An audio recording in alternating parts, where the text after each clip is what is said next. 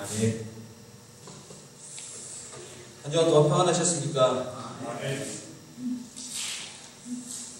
아마도 예배 시간, 이 시간이 딱 되면요, 처음에는 긴장해서 쭉 오다가 이 시간이 되면 이제 정점에 이르고 이게 끝나고 나면 갑자기 정신이 맑아지고 하는 이 시간이 아닌가 싶습니다.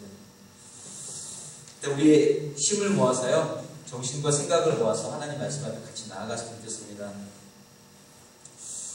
오늘 고린도서 1장 18절부터 31절을 살피기 전에 우리 먼저 그 앞에 있는 것을 잠깐 봐야 하는데요. 고린도서는 사도 바울이 고린도 교회에 보낸 편지입니다.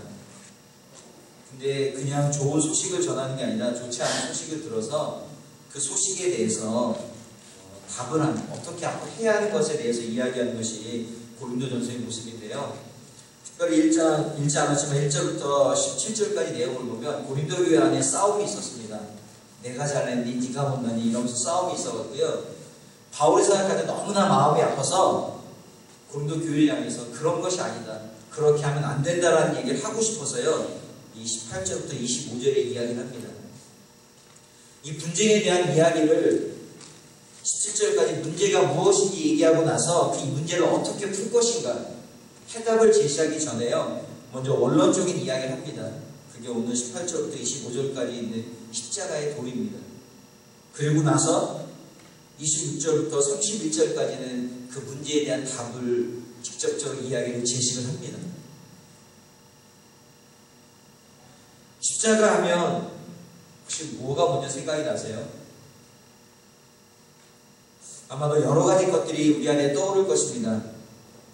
요즘은 목걸이도 있고요, 귀걸이도 있고, 아니면 뭐 예수님이 생각날 수도 있고, 아니면 예수님의 죽으심이 생각날 수도 있고, 피가 생각날 수도 있고요. 아마도 이 당시에요, 이 고린도 교회 성도들에게 십자가에 도하면, 십자가 하면 아마도 예수님이 돌아가신 지 얼마 되지 않으셨을 거예요. 이들 마음속에 그 십자가에서 죽으시고 부활하신 예수 그리스도가 이들 안에는 아주 강력하게 떠올랐을 것입니다.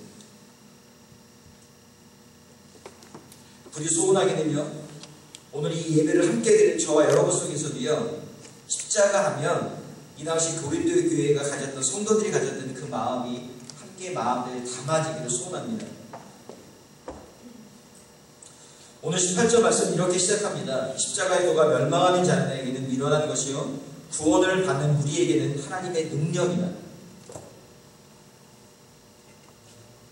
18절에서 십자가의 도가 무엇이냐라고 하는 그 질문 속에요, 멸망하는 자들에게는 미련한 것이고 구원을 받는 우리에게는 하나님의 능력이라고 이야기합니다. 즉 하나님을 모르는 사람은요, 십자가라는 게 아무런 의미가 없다는 것입니다. 의미가 없는 정도 아니고요, 하나님을 믿지 않는 사람들 속에는 이것을 뭘로 여기냐면 어리석은 것으로 여긴답니다. 그러나 하나님을 믿는 우리들에게는요, 그것이 하나님의 능력이라는 얘기입니다.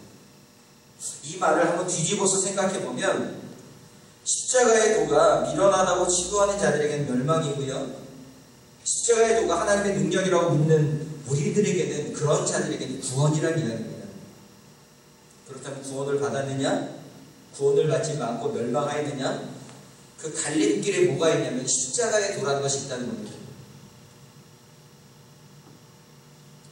십자가에 도라는 것은요, 하나님께서 죄인인 나를 사랑하셔서 나를 구원하시라고 나 대신 죽으셨다는 그 진리가 십자가의 도 안에 담겨 있습니다.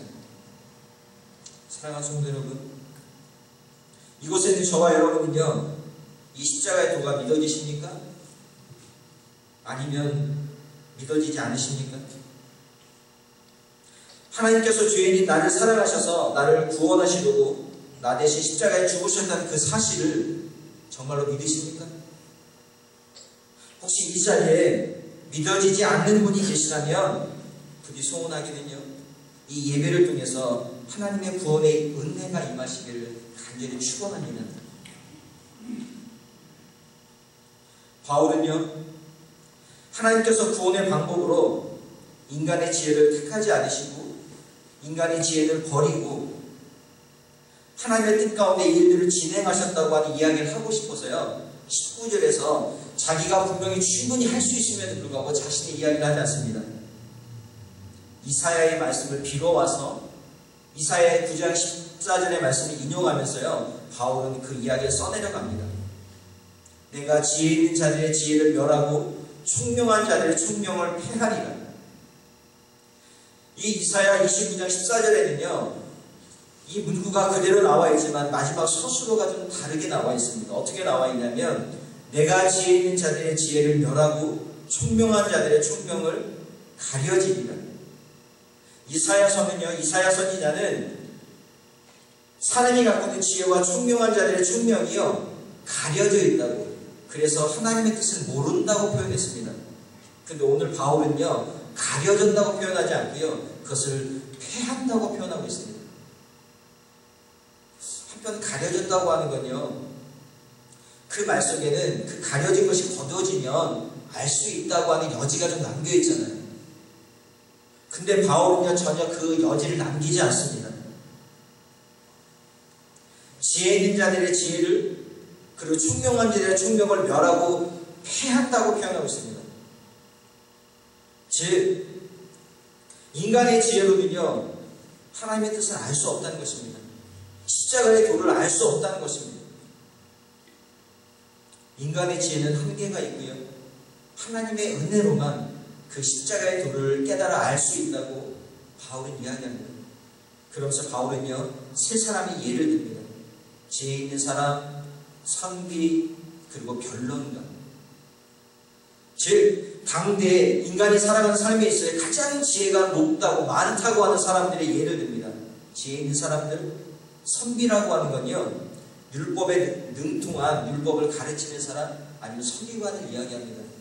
이 사람들은요, 우리가 아는 것처럼이 아니라 정말로 율법에 대해서 너무나 통달한 사람입니다.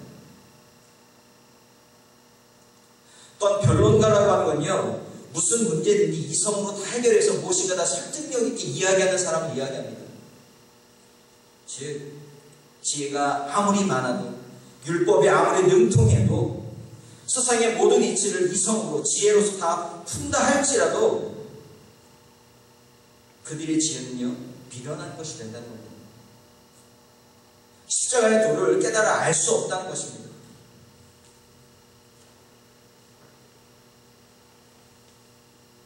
이 십자가의 도는요, 예수님의 십자가의 죽으심과 부활을 믿는 그 믿음은요, 하나님으로부터만 나온다는 것입니다.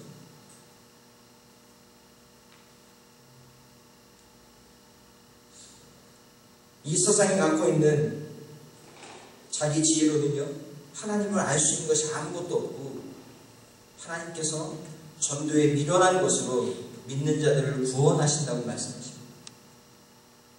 21절에 나와 있는 이 전도에 미련한 것이라고 하는 건요, 우리가 실제로 사람들을 만나는 방법적인 면을 이야기하는 것이 아니라, 이 십자가의 도에 담겨있는 그 내용, 그 메시지의 내용이 어찌 보면 이성이 있는 지혜로운 사람들이 보기에는 미련하게 여긴다는 겁니다. 한번 생각해 보세요. 만왕의 왕이 어떻게 인간의 몸을 입고 유한한 존재 속에 머물 수 있겠습니까? 만왕의 왕이신 구원자 되시는 분이 어떻게 십자가의 죽음을 당하실 수 있으십니까? 물론 이곳에 있는 저와 여러분이 당연히 그걸 믿으니까 뭐 당연한 거지 그거하고 뭘 얘기를 해야겠지만, 예수님을 믿지 않는 사람 편에서 한번 생각해 보세요. 그리고 지혜가 많은 그들의 사람들의 편에서 한번 생각해 보세요. 이 말은요, 말이 되지 않는 것입니다. 믿고 싶어도 믿을 수 없는 것입니다. 그래서요, 오늘 22절을 보면 유대인은 표적을 구하고 헬라인은 지혜를 찾는다고 이야기합니다. 유대인들은요, 눈에 보여지는 것을 굉장히 선호합니다. 이스라엘 백성들 유대인이기 때문에 늘 하나님께 무엇인가 물어보고 답할 때마다요, 이스라엘의 역사를 보면 늘 하나님께 무엇인가 이정적인 것, 눈에 보여지는 것, 손에 잡히는 무엇인가를 늘 바랍니다. 또 헬라인은요, 철학적인 것을 참 좋아하는 이들입니다. 그래서 논리적으로 무엇인가 타당해야만 그것을 받아들일 수 있는데요, 이 십자가의 도는요, 절대로 논리적으로 타당할 수가 없습니다. 어떻게 만왕의 왕이신 예수님께서 인간의 몸을 입고 있다 오셨다는 것 자체도 이해할 수 없고, 혹시 그것을 그냥 100번 양보해서 그럴 수도 있다라고 여길 수도 혹시 그런다 할지라도 어떻게 그분이 십자가에서 죽냐는 겁니다.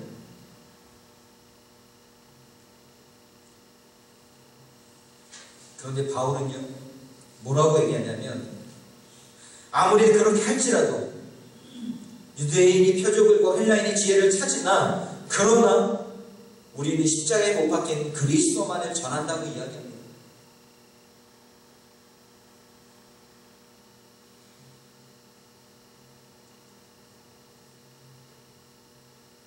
십자가의 도는요, 지혜로운 말로서 믿어지는 것이 아닙니다. 십자가의 도는 설득을 통해서 받아들여지는 것이 절대로 아닙니다. 십자가의 도는요, 하나님의 능력이고 하나님의 지혜입니다. 유한한 인간이 하나님의 지혜와 하나님의 능력을 알려고 하면 얼만큼 그 하나님의 지혜와 능력을 알겠습니까?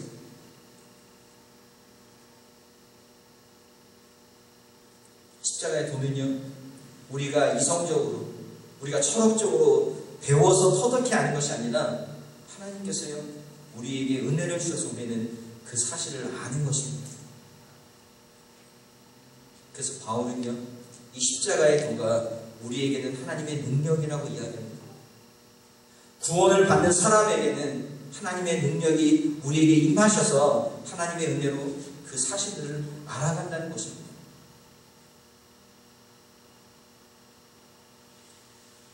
25절을 보면 하나님의 어리석음이 사람보다 지혜롭고 하나님의 약하심이 사람보다 강하니라. 인간의 눈으로는요, 십자가라는 것은 패배입니다. 십자가라고 하는 것은요, 패배이고 그것은 구원을 이룰 수 있는 능력이 아니라 그것은 아무것도 할 수 없는 아무것도 아닌 것입니다. 그런데 오늘 바울은요, 그럼에도 불구하고 그것이 아니라고 다른 것으로 설득할 수 있지만 다른 것으로 설득하지 않습니다. 오직 구원은 세상 사람들이 도무지 이해할 수 없는 하나님의 은혜의 통로로 오는 것이기 때문에 세상의 이치로는, 세상의 지혜로는 알 수 없다고 이야기합니다.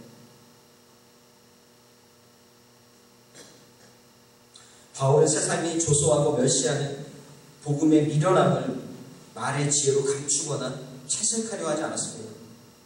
오히려 그 사실을 더 부각시키고요, 그것이 믿는 자들을 구원하신 하나님의 지혜와 능력이라고 역설하였습니다.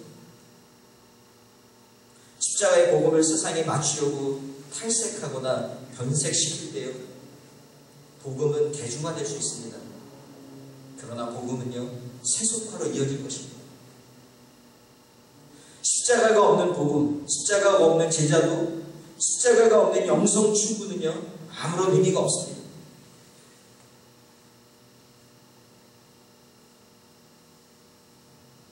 그리스도의 십자가는요, 하나님의 지혜이고 능력입니다. 사랑하는 성도 여러분, 십자가의 도가 구원으로 가는 길이라고 믿으십니까? 이 땅에서 복음대로 살면 꼭 망할 것 같지 않으십니까? 세상에는 세상의 법칙대로 살아야 성공할 것 같고 형통할 것 같지 않으십니까? 그런데 성경은 이야기합니다. 택하심을 받은 자는 구원을 이루기 위해서 복음으로 살아야 한다고 말씀하십니다. 아무리 많이 가져도요, 부족한 것 같고 더 가지고 싶고 그런 것이 우리의 모습이 아니십니까? 또한 하나뿐인 내 인생, 내가 원칙에 설계해서 내 마음대로 살고 싶은 것이 저와 여러분의 모습은 아니십니까? 황금 같은 내 인생을 내려놓고 고난의 십자가를 지고 주를 따르라고 하는 것, 혹시 때로는 죽기보다 싫어하는 것이 저와 여러분의 삶의 모습은 아니십니까? 때로는 그것을 향해, 그것을 선택해서 내가 망하더라도 그것이 복음이 흥하는 길이라고 성경은 이야기합니다.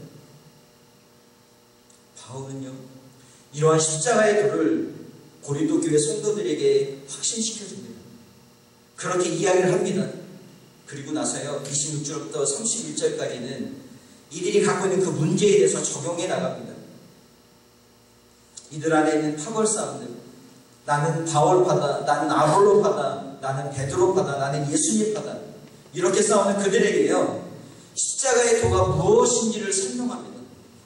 그리고 너희들이 그 길을 향해 가고 있느냐라고 되묻습니다. 그리고 나서 바울사는 고린도 성도들에게 묻습니다. 형제들아, 너희 중에 헬라의 철학자들처럼 높은 교육을 받은 지적인 사람들이 많이 있느냐? 정치적으로 큰 권력을 가진 자가 있느냐? 사회적으로 상류계급에 속한 자들이 있느냐?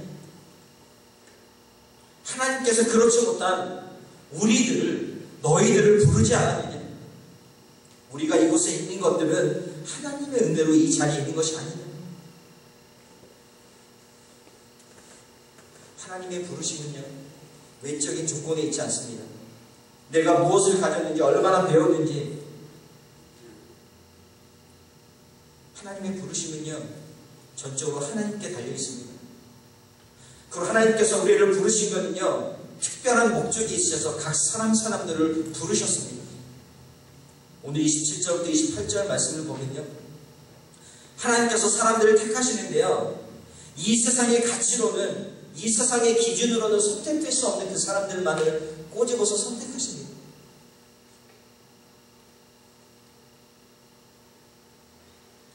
미련한 자들을 택하시고요, 그리고 약한 자들을 택하시고, 천한 자들, 멸시받는 자들을 택하셔서 그렇지 않은 지혜 있는 자들, 강한 자들, 있는 자들을 패하신다 말씀하십니다.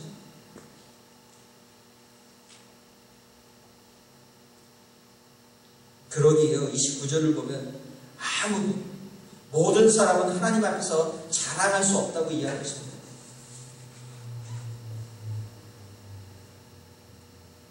하나님께서는요, 그리스도의 십자가를 통하여서요, 세상의 질서와 가치를 뒤엎으십니다. 세상이 갖고 있는 그 가치와 질서들, 그것이 잘못된다고, 육체를 따라서 천대받은 그들을 하나님께서는 존귀한 자녀로 삼으셔서 그들을 세상 가운데 빛처럼 세우신다 말씀하십니다. 그렇게 선택받은 자들이 저와 여러분인 것입니다. 이곳에 있는 저와 여러분은요, 그렇게 하나님으로부터 선택을 받은 자들입니다. 하나님께서요, 그렇게 선택하셔서요, 우리 안에 무엇을 넣어주셨냐면 의로움과 거룩함과 구원함을 넣어주셨습니다. 하나님께서는 예수님 안에 우리를 그 안으로 부르시고요, 그 안에서 하나님으로부터 나온 지혜를 우리에게 허락해 주셨는데, 그 지혜는요, 의로움과 거룩함과 구원함입니다. 하나님께서 우리를 의롭다 여겨주시고 우리를 하나님의 거룩한 존재로 삼으셔서 하나님의 백성 삼으시고요, 그리고 주의 속박에서 우리를 풀어주셨다고 말씀하고 있습니다. 이런 지혜를 갖게 된 이런 존귀한 자들이 저와 여러분입니다. 사랑하는 성도 여러분, 내 옆에 앉아있는 이 한 사람, 혹시 보시기에 뭔가 부족하게 보이십니까? 건강이 부족하고 배운 지식이 부족하고 사는 형편이 부족해서 혹시 우리의 마음속에 그들 향하여서 따뜻한 한마디를 건네기보다는 때로 내가 화가 나면 그 화살을 내 옆에 있는 그 사람에게 돌린 적은 없으십니까?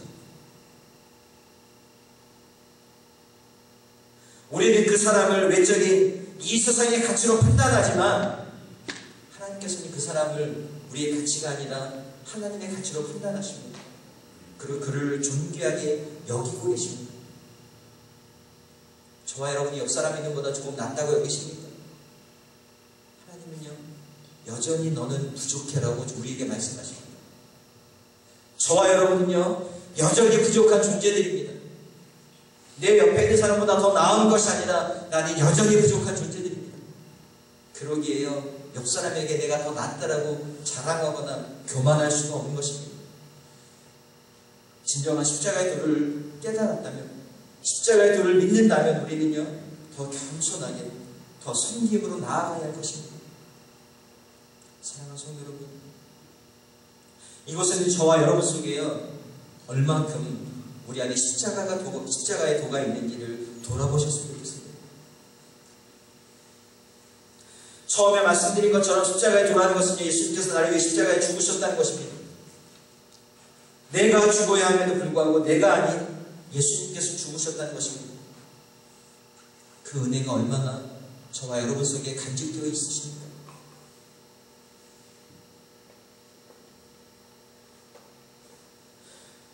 내 안에 십자가의 도가 정말 있다면, 우리 안에 있다면 우리는요, 나에게 돌아올 것을 포기하였음에도 불구하고 우리는 우리 마음 가운데 평강이 있어야 할 것입니다. 한번 우리 자신을 돌아보십시오. 내가 가진 권리, 내가 가진 기회, 내게 주어진 시간, 물질, 유익, 이 모든 것들을 포기했음에도 불구하고 내가 왜 그때 포기했지 하고 후회하고 그런 것이 아니라 내 안에 그것으로 인해서 평강하고 기뻐하다면 내 안에요, 십자가의 도가 있는 것입니다. 반면에 내 것을 꼬박꼬박 챙기고 절대 손해보지 않으려고 나의 것을 점점 늘어가서 내 수익에 무엇인가 차곡차곡 쌓이는 것 때문에 내가 만약 기뻐하고 즐거워한다면 우리의 삶에는요, 십자가의 도가 없는 것입니다. 구원받은 자라면 반드시 그 삶에 십자가의 도는 있어야 합니다. 겉으로는 순종하는 것처럼 보이지만, 겉으로는 뻔질나게 잘 포장하지만 실상은 나의 것을 포기하기 싫어하고 손해보지 않으려고 바둥바둥 거리고, 혹시 그렇게 살아가는 우리의 삶의 모습은 아니십니까?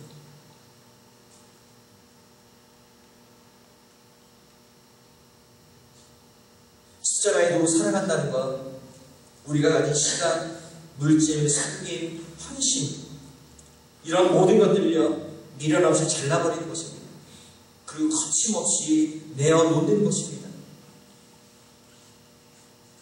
십자가라고 하는 그 말 속에는요, 그 단어 속에는요, 피가 묻혀 있습니다. 예수님이 십자가에서 피를 뚝뚝 흘리시면서 그 십자가를 지셨던 것처럼요, 우리 또한 십자가의 도를 따라가기 위해서는요, 우리의 삶에서 피가 흘러야 할 것입니다. 우리 주변에 있는 하나님을 모르는 사람들, 교회는 출석하지만 그러나 아직 믿음이 성숙되지 않아서 있는 그들, 또한 교회를 섬길 때 우리는요, 우리의 피를 흘려야 할 것입니다. 그 피가 흘려지지 않으면요, 그 안에는요, 십자가의 도가 이루어질 수 없는 것입니다. 사랑하는 성도 여러분, 저와 여러분 가운데요, 그 십자가의 도를 우리 삶의 가운데 지니며 살아가게 소원합니다. 그 바탕 위에 우리 새생명 선교교회를 세워나갈 수 있기를,